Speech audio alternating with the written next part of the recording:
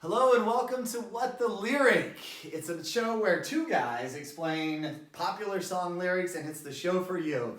So here we are. I am DJ Jeffermon Janzee. And I am the Jeffy J. You can find us down below on Instagram at the Jeffy J and DJ Jeffermon Janzee, as well as Mixcloud as well. And so this is the show for you. If you listen to the music, you love the beat, but you're like, what in the world are they talking about? All your friends are singing it, and you want to know what it means. We're going to break it down. Or moms and dads, if your kids are singing it and you want to know what they're singing about, watch this show and you're going to find out. So today, DJ Jeffy J has chosen a song. Yes. I have absolutely no idea. And I am thrilled about this because I'd say is what, June 4th?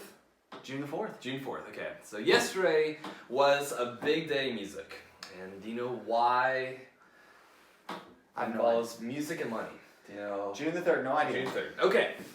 Yesterday, June 3rd, 2019, hip-hop crowned its second billionaire in history. Wow. Do you know who that is? Billionaire for Billionaire. hip-hop. Let's go with Drake. Drake, and that's a lot. Well, do you know who the first billionaire was? Is it Drake? No, it's not. No, It's not Drake. No. The first billionaire of hip-hop. Yep. Let's Snoop Dogg. That's a lie as well, too. Not a lie, just wrong. Well, just wrong. Wrong. Okay, sorry, not lies. It is, first one was Dr. Dre. All So right. Dr. Dre Yep, had I forgot Beats about by Dre. And he, forget about Dre. If you know this song, make sure you thumbs up the video. Yeah, so Dr. Dre sold Beats by Dre to Apple That makes for sense. $1 billion a few years ago, so became the first billionaire. Yesterday, Jay-Z became the second hip-hop artist to join the Billionaire Boys Club. So Jay-Z, congratulations. Congratulations, Jay-Z. Why don't you break us off a 10-piece? Yes, which is why today we are breaking down the Jay-Z song of 2009. 2009 throwback. I know, Empire State of Mind by Jay-Z Alicia and Alicia Keys. Keys. You know this one, so we'll take a break real quick. We'll listen to the song. We will link the song down below, so if you Make sure you open it up in another window and listen now so that you can refresh the song. You're going to know these lyrics, so listen while we listen. Here we go. Cool. Alright, so we just listened to the song. A few little fun facts about the song. It has been on #1 Billboard Top 100 for 5 consecutive weeks in 2009 when it was released. This is surprisingly Jay-Z's first #1 song as a solo artist. So This is his, as a solo. well, as far as as a lead artist, I Okay. should say that. So typically some songs are like, this person featuring Jay-Z. This song is Jay-Z featuring Alicia Keys. So his first song as a leading artist, as you would put it. Got it. Yeah. All right. I'll tell you this. I know that even today, 2019, I'm still getting a ton of requests for this song. Oh, yeah. So Yeah. we got a song. When did it come out? 2009. 10-year-old song still popular. Exactly. And have you ever been to New York? I'm not. You've not, nearby. I'm not in New York City. I'm in New York State. Gotcha, cool. I've not been to the state or the city. New York tourism, if you're listening, then hey, we love to come visit you sometime and check you out because after the song, I would love to go to New York because we could shoot What the Lyric in New York City. Exactly. Take us there. On the Brooklyn Bridge. All right, so first lines we have, yeah, I'm out of Brooklyn, now I'm down in Tribeca. What do you think it means? All right, so yeah, I'm out that Brooklyn. I'm saying Jay-Z's saying I came from Brooklyn. That's where I'm from. Now I'm down in Tribeca. I don't know where Tribeca is. Okay, cool. So yes, you are correct. So Brooklyn is where he grew up. He grew up in a part of Brooklyn, a neighborhood, if you will, called Bedford-Stuyvesant, aka Bed-Stuy. Bedford-Stuyvesant? Yes, so Bedford-Stuyvesant. It's like a neighborhood, if you will. Okay. And then in 2004, Jay-Z bought an apartment for $6 million in Tribeca.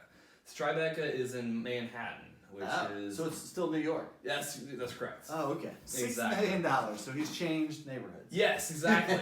So 2004, he bought the apartment. That was a penthouse apartment he bought for $6 million. And I went online yesterday, and the first apartment sold in that building went for $199,000. So If you invested in 1999 when that apartment building first came up, you made some money. Maybe we can get a photo up here of that apartment if we can find it. Yes, we have it right here. I'll link it right here. Sweet. Alright, so it's Tribeca, $6 million apartment. Exactly. So next line, right next to De Niro, but I'll be hood forever. So Robert De Niro is his neighbor in this apartment. Yep. Robert De Niro has an apartment in there. Is that true? Yep. Tribeca as well too. But he's saying it's kind of like where I come from. I'm from Kentucky, yes. and in Kentucky we'd say you can take the girl out of the trailer park, but you can't take the trailer out of the girl. So this he's saying you can take me out of the hood, but you can't take the hood out of me. Yes, you are correct. However, there is a backstory with this because when Jay-Z first became well-known in music, he faced a lot of kind of like, you don't belong here from people who were wealthier. As far as here he is making millions of dollars, doing very, very well as a rapper. But he explained in interviews, he still feels like, I don't belong here. As far as like, people are still like kind of saying like, okay, cool, you're a rapper. I think everybody gets that, no matter what. Whenever you step out of the crowd and make it yourself different, you get that feeling. Yeah, exactly. So that's what being hood forever is. As far as like, he's like, yeah, I'm part of the Billionaire Boys Club, so congratulations once again. But even though he's among the likes of Tim Cook from Apple and Bill Gates, he doesn't feel like he's part of the crowd basically. Yep. Next line, I'm the new Sinatra, and since I've made it here, I can make it anywhere. So in Frank Sinatra's song, he sings a song called New York, New York. That's correct. And there's a line in that song, if you can make it here, you can make it anywhere. So I think he's saying, New York, New York, Sinatra was the king of New York, and since he said that, here I am. I made it here, so I can make it anywhere, Sinatra, because you said that. A round of applause for DJ Jeffy and Janzee. See, you go old school, and I got this. Exactly. I love it. My jam. I love it. New York. Did you know though, Sinatra's parents were Italian immigrants? Did you know that? I mean, Sinatra is Italian, but I didn't know. No. Alright, so that's why he references Sinatra, just not because of just New York, the king of New York, but because Sinatra also in interviews had the same like "I'll be hood forever" mindset when he made it big. Really? As far as when Italian immigrants immigrated to New York City, they were kind of segregated basically. As far as like you don't belong here. So here we have this Italian immigrants. Whatever it's called, Sooner, or like what's like the smooth jazz, it's Schooner. Crooner. Thank you. My age is showing. Here we have Schooner's a boat. Thank you. So here we have Frank Sinatra making it big, but he's like still like I feel like I don't belong here because hey, he's just an Italian immigrant. So there you go. All right. So then next line, I used to cop in Harlem. Hola, my Dominicanos. So reading this, I would think Jay-Z's saying he used to be a police officer in Harlem, and he's saying, "What's up?" Maybe there's a large Dominican, Dominican Republic, demographic there. Okay, you are correct. Yes. Then next line, right there up on Broadway, brought me back to that McDonald's. So he used to be a police officer? Not correct. All right. Not correct. All right. So right up there, so Broadway Street in New York City. Yep. There was a McDonald's. And I mean, that just took him back. It was like a spot he went to that took him back to that life. All right. So if I were to say, hey, Jeffermon, I want to cop some coffee off of you, what would you do? Like, what does it mean to you? Take? I mean, you're going to like borrow, like, so sometimes you cop is like borrow, sometimes it's to steal. Okay, yeah. So in this term, in this song, cop means to basically buy. Purchase. Okay. So if I was like, hey, I want to buy some coffee off you, I want to cop some coffee off you. So as my coffee dealer, you basically be like, here you go. Jay-Z early on, living in Bed-Stuy in New York, he would go to a McDonald's. So there is still a McDonald's on 145th and Broadway, and there were only two McDonald's back when he was growing up. So this is one of the two McDonald's he would go to.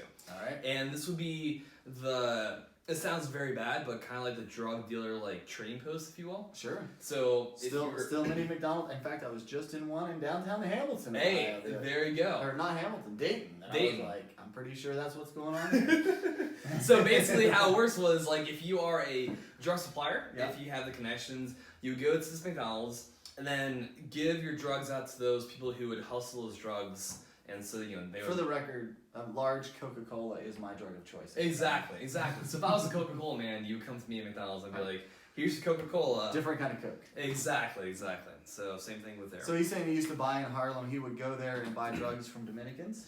Well, there was just a big Dominican population there. Okay. So it was not necessarily from Dominicans, but it was a very Dominican populated area. So maybe he would just, hang out with them. Maybe there were other people there that were Dominican. So Got it. Okay. That. Then took it to my stash spot, 560 State Street. Catch me in the kitchen like a Simmons whipping pastry. So my stash spot, I don't know. Is this like a place where he, so 560 Street, I'm thinking it's maybe a place where he would go and he would hide his drugs. And it was a place where he cooked up. So he's catch me in the kitchen like a Simmons. I don't know what Simmons is, but we know. I've learned from the Migos that when you're in the kitchen whipping, that means you're making drugs. That's correct. Nice job. Fun fact, 560 State Street is still an apartment in New York City. Here's a photo of what it currently looks like. It looks gorgeous. It's very modern and renovated. I have no clue how much it goes for. I wonder if we can find out how much to rent it. We'll find out for you as well. That'd be fun. If you know, comment. An Airbnb.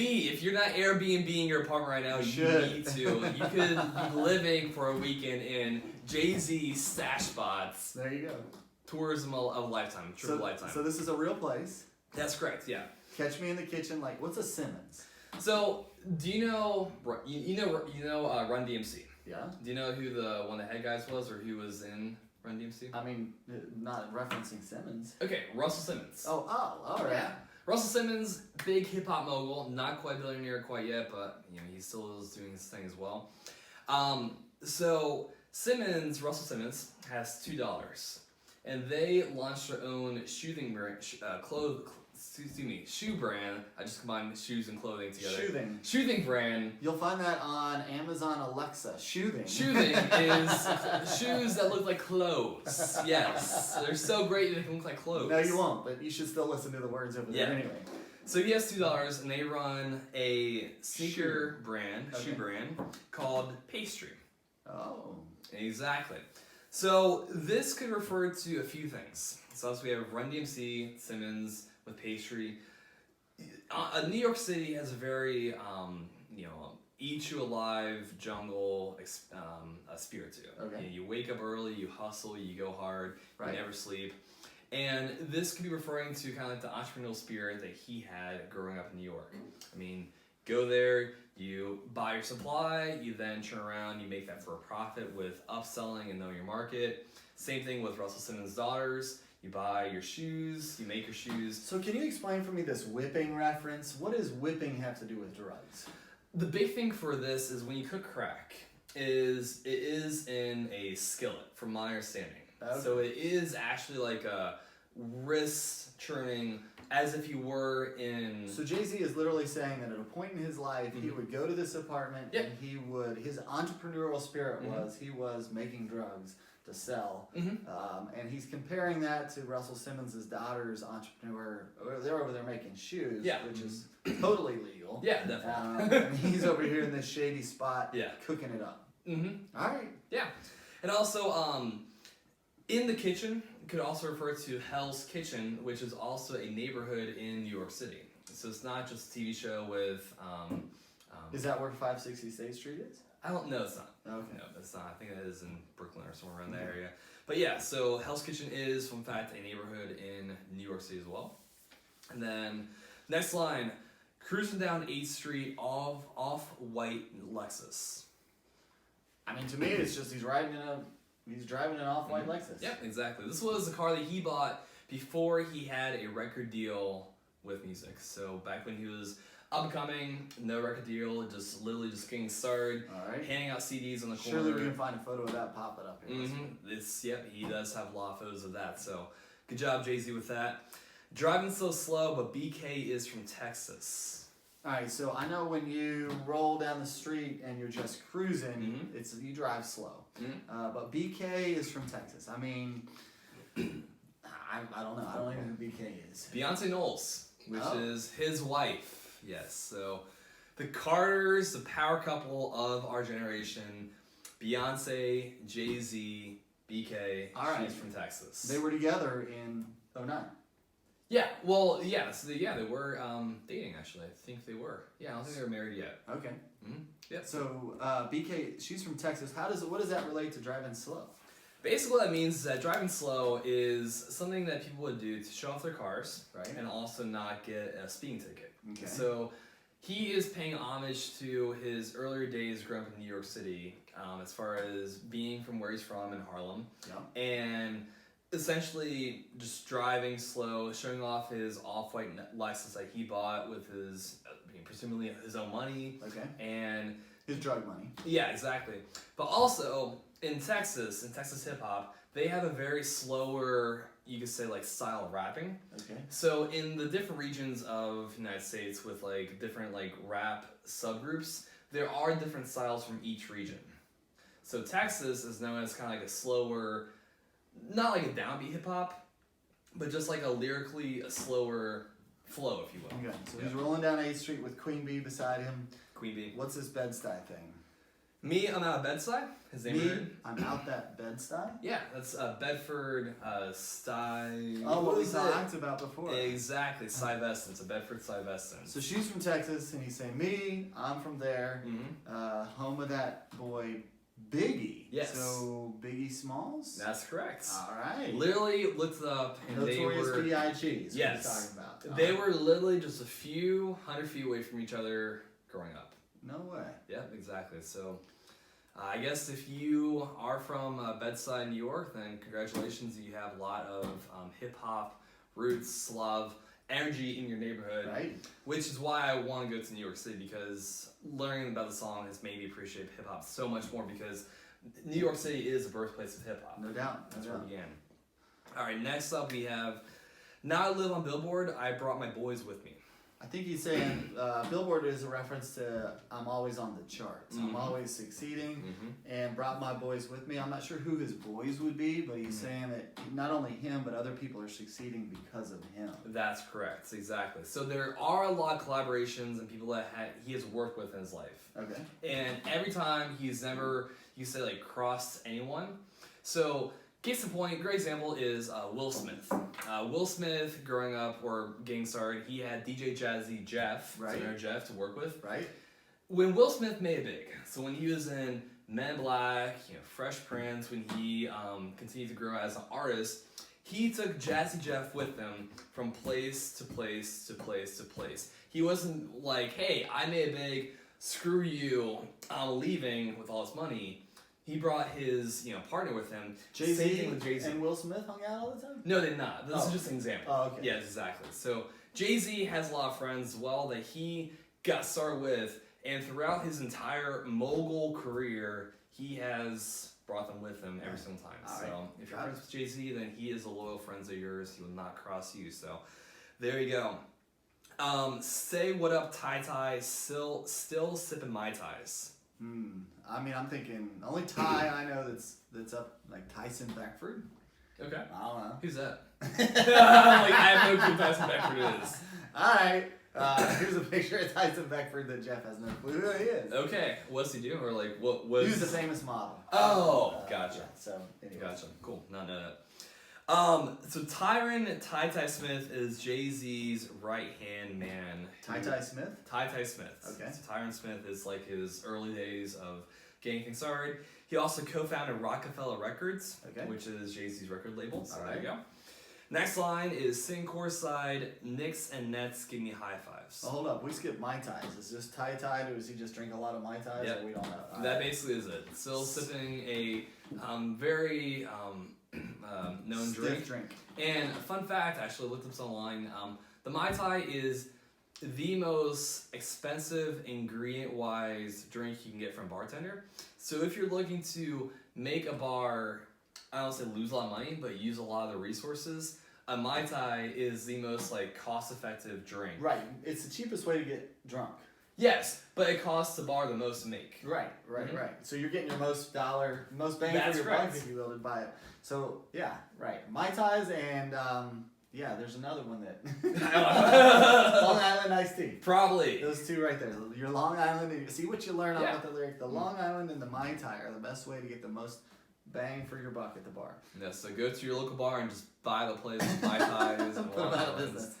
All right, sitting courtside, Knicks and Nets give me high fives. So apparently now he's making it. So this is a way of flexing, saying I've got courtside seats at the Knicks and the Nets, which we still see going on today. People right there with the Knicks and Nets games. Kind of a status symbol to sit courtside at a Knicks or Nets game. Yeah, and we're seeing this a lot with the NBA Finals right now. I don't know if you guys are watching it right now, but Drake is a big Toronto Raptors fan. Right. And there has been a lot of speculation recently about him going to NBA games because a lot of times Drake, he's so involved in the game, you can say it's almost like distracting to the players. Yeah. Or as far as like they need to put like a little fence around Drake. But thankfully, Jay-Z is kind of like the opposite. He is there to enjoy the game. He is there to witness sport. Obviously, people know him. Players know him. Obviously, they're giving him high fives. I mean, it's got to be a little bit distracting to have celebrities sitting there watching you. Do you know where the Nets and the Knicks play in New York City? What? Madison Square Gardens, isn't it? Well, the Knicks play at Madison Square Garden. The Nets, do you know where they play? The Barclays Center, which is 5.3 miles apart. How long do you think it'll take to drive from the Barclays Center to Madison Square Garden? New York City? New York City. 55 minutes. 30 to 60 minutes on average to drive 5.3 What's miles. an Uber cost to get between the two? I have not looked that up. Yes. Somebody look that up and post it. Probably, Uber between the Barclays Center and Madison Square Garden. Probably $100. So subway, bus, if you are in the area, that is your way to go because I could probably walk 5 miles in an hour. Or, longer than that, or run it basically. So there you go. And then the next line is, I'd be spiked out, I could trip a referee. Spiked out. All right, so what's it mean to be spiked out? I mean, is this a reference to Spike Lee? You're correct, man. Yeah, you're correct. We think New York City, like Michael Jordan era, Spike Lee. Wow, you are on the money today, Jeff. I'm telling you, this is throwback. This is my jam. I love it, exactly. So, fun fact. So, Jay-Z used to own a part of the Nets. And then Spike Lee is a big Knicks fan. So here we have two iconic New York celebrities, if you will. Okay. And they both are very involved in their respective teams. So same thing with sitting courtside is that often if the Knicks and the Nets play, typically you will see Spike Lee and Jay-Z sitting relatively close to each other because they're both basketball fans and they're both on the court side so close you could trip so he's just flexing it and saying, I'm so close I could trip the ropes if I wanted. Exactly. All right, so looking at this song, I mean, the only thing in here that raises my eyebrows is that he's kind of saying, I made it. The way I got my leg up was by dealing drugs. This is Jay-Z. This is the person, the icon is I started out, maybe not got my leg up, but I bought my first Lexus. I'm running with Beyonce when I was dealing drugs out of my stash spot. Well, and also music too. So you can't just say like it's just all because of drugs. It also is because of him being a hip hop hustler and just growing his fan base from there. So kind of like Biggie Smalls as well. Same thing. Biggie Smalls was often a drug dealer as well, but we know him as a rapper. Right. So what we can learn from the song is in the early days of New York City, in the early days of hip hop, there was big separation as far as the Manhattan neighborhoods, the upper class neighborhoods, the Brooklyns, lower class neighborhoods, and growing up in that time era, you were almost I don't say destined to be a drug dealer, but that was your way to make money, just in that lower class neighborhood. Yeah. So thankfully, Jay-Z obviously went on that path. But he found a better outlet for his life and now took him to the king of New York City. The billionaire. Exactly. Wow. Exactly. Fantastic. All right, so that's it. Empire State of Mind. Exactly. Empire State of Mind. If you want to hear a song that you want us to break down, please leave in the comments below. And also don't forget to thumbs up this video and subscribe. Anything else for them? I think that's it. We can't wait to hear your comments. Song suggestions, subscribe, follow along so every song that comes out, and we will see you next time on What the Lyric. See you later.